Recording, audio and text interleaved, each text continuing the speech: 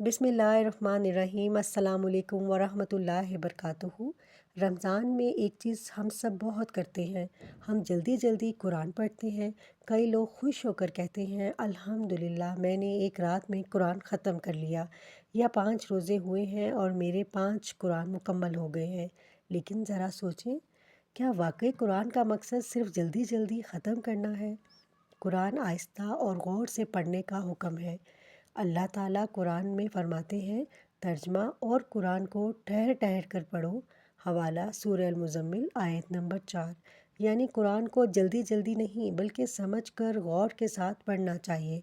रसूलुल्लाह सल्लल्लाहु अलैहि वसल्लम ने फरमाया, जो शख्स कुरान का एक हर्फ पढ़ता है इसे एक नेकी मिलती है और एक नेकी 10 के बराबर होती है। हवाला तिरमिज़ी हदीस 2910।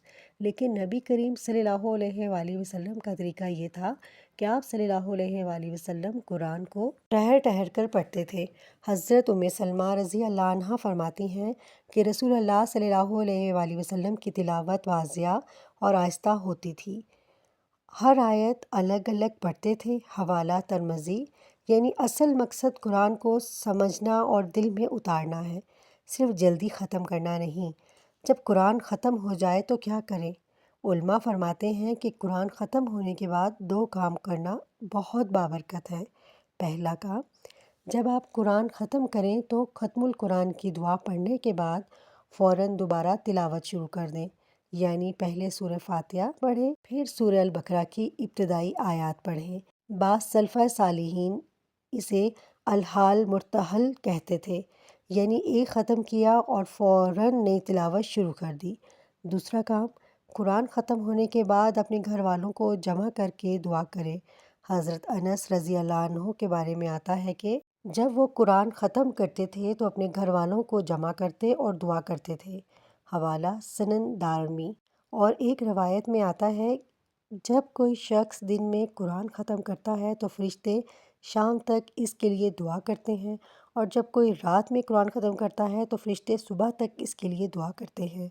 हवाला सनन दारमी। सोचिए, कितना मुबारक लम्हा होगा जब आप कुरान ख़त्म करेंगे और आसमान के फरिश्ते आपके लिए दुआ कर रहे हों। इसलिए रमज़ान में कोशिश करें कुरान को सिर्फ़ तेज़ी से ख़त्म ना करें बल्कि ठहर ठहर कर समझ कर पढ़ें।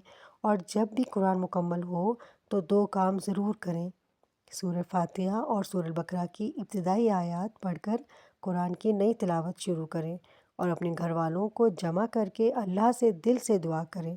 अल्लाह हमें कुरान पढ़ने, समझने और इस पर अमल करने की तौफ़ीक़ अता फ़रमाए। आमीन या रब्बुल आलमीन।